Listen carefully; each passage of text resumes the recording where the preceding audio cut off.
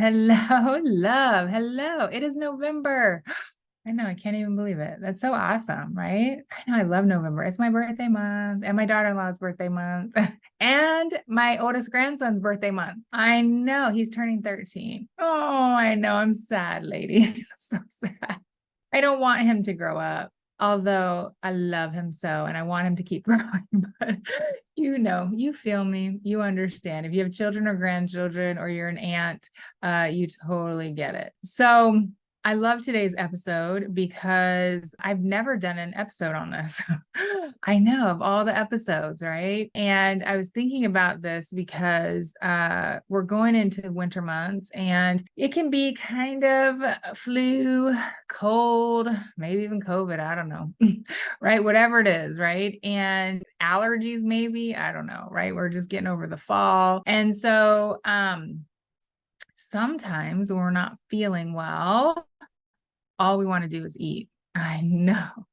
Right. Me too. Right. I do too. And so I just wanted to make this episode because I wanted to talk about it. Right. And then also give you my take on it. So it's important to understand, I think, first, why it happens. Right. So why is it that you want to eat all the things when you're not feeling good? And so that you can start to see the triggers, because ultimately, when you have awareness, then you can decide what it is that you want to do. Right. And so, number one, when we're not feeling well, we crave comfort, right? So if you've got a cold and your nose and all the things, even though you might not be able to taste it very well, you're still craving comfort. You want to feel better. So when we want to feel better, a lot of times we equate that feeling better and comfort to food. So if I eat this food, I'll feel better.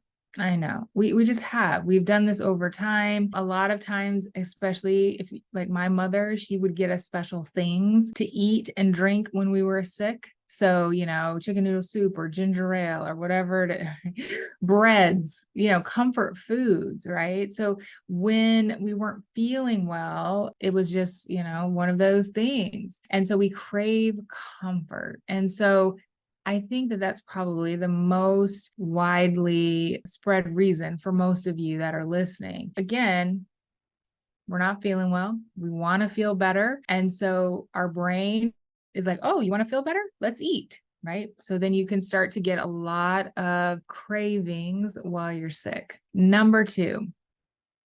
Now, again, this doesn't, and I know this to be true for some illnesses, like if you have certain types of flus, last thing you want to do is eat. So I understand that too. So, but I'm not talking about that. I'm not talking about when you don't want to eat. I'm talking about when you're not feeling good and you want to eat all the things. Okay. I understand that sometimes there have been certain illnesses that I've had where I'm just like, I can't, like, I don't want to eat. Like, I kind of have to, like, come on, Shan, let's get some fuel. And I'm like, ugh, I don't want to. So I understand that. But I'm really talking about when you want to eat, when you're feeling kind of under the weather. So, number two, when we're not feeling well or our body is fighting off some sort of illness, our brain goes into automatic mode. Because remember, to fight off an illness, whatever it is, our body has to go in, right? All our cells and all the things, our immune system has to like kick up, right? And so when that happens, we go into our automatic brain because our body, it's a miracle.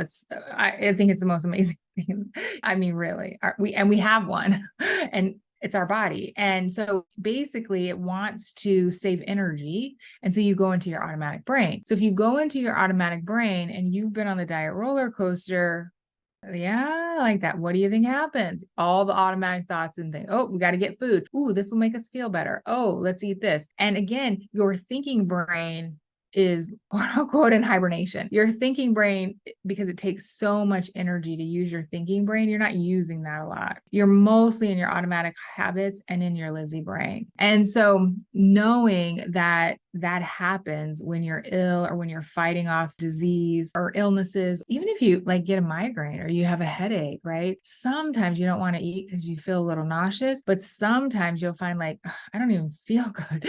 And yet your brain's like, oh, we need to eat though. That will make us feel better. And so again, just understanding your automatic brain, you're in that more when you're under the weather. Number three, we've just tied certain foods to getting better. I mean, If chicken noodle soup, yes. And bread with butter, please. I don't even like ginger ale and 7-Up. I would not get it because my brain knows enough that I don't like it now. But when I was growing up, it was special, right? A popsicle. Do you want a popsicle? Right? Like, oh, your throat's hurting. Let me get you a popsicle, right? A fudgesicle, right? Like my mom, she was all about getting us the things that we needed, right? The special little things when we weren't feeling good.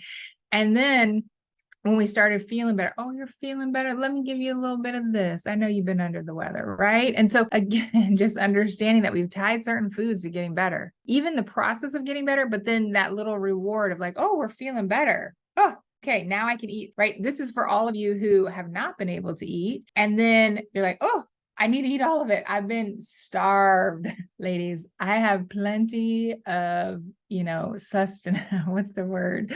I don't know. I wish this was live chat. Someone would help me in the chat. This is my Transform Boss ladies. I'm like, I don't know the word. And they'll put it in the chat for me. But you know what I'm talking about. I got plenty of it on my body. So I can go a few days of eating lighter. I'm just fine. But my brain's like, you're starving. You're starving. So it's just understanding that we've tied certain foods to getting better, right? It's just awareness. Number 4, if you've been on diets and you have restricted, when you are feeling bad, when you're feeling under the weather, when you're feeling sick, when you don't feel good, that trauma can kind of resurface from restriction and can show up because you're in that automatic brain. So then your brain is like, we've got to eat everything. We're in survival mode. Holy moly. And it's this trauma like, oh no, she's going to restrict. We don't feel good. She's not eating. We've got to eat everything because we want to make sure we have enough food so we can survive. And so your brain kind of goes back into this automatic pattern of we've got to eat all the things. We've got to hunker down. We don't know what's coming. I mean, this is what your brain does. And so just understanding is just part of your biology. It's just it's how we're wired. It's how we're made. I like to just understand that so that when something comes like, Shannon, you need to eat, and I can talk back to myself like, am I physically hungry? Like, am I really physically hungry right now? And is this food going to make me feel better? I love asking myself that question. Will this make me feel better? A lot of times I'm like, no, it won't. And then I can make that decision for myself. So here's my take on what to do. 1, get curious on what you're thinking, even when you're not feeling well. I know when you're not feeling well, you're going to want to go into your automatic brain. You're like, Shannon, I know you will. But just ask yourself this simple question. Will food solve this? I love to ask myself. I know it's so good. Is food going to solve this problem? And if the answer is no, then you get to make the decision. So 1 simple question. Number 2, sometimes you can just allow yourself to eat what you want and then just pay attention to how it feels in your body, right? If you're doing the eating basics, so I'm thinking of my clients and ladies who've been doing this work, you too can just give some grace to yourself, some kindness to yourself. Be like, yeah, I'm going to just eat the whatever it is. And then I'll just check in on myself and just see how it feels. And I'll stop when I've had enough. And then Number 3, notice you've made this tie that if I eat this, I'm going to feel better and I'm going to get comfort. And so I want you to see, like, is that true? When you're eating the food, are you feeling better? Do you feel better 2 hours from now? Right? Just ask yourself and just notice. And then you can start to challenge, like, oh yeah, I ate something and it didn't make me feel better. Or maybe you ate something and it did. And number 4, if you're not feeling good and you eat more than what you want, just start to notice the thoughts around, when I feel better, I will do better. I know those are I think they're some of the trickiest thoughts. This thought, I'm going to do better. You're doing fine just right now. So you just have to give yourself some kindness and grace. Like, I don't feel good.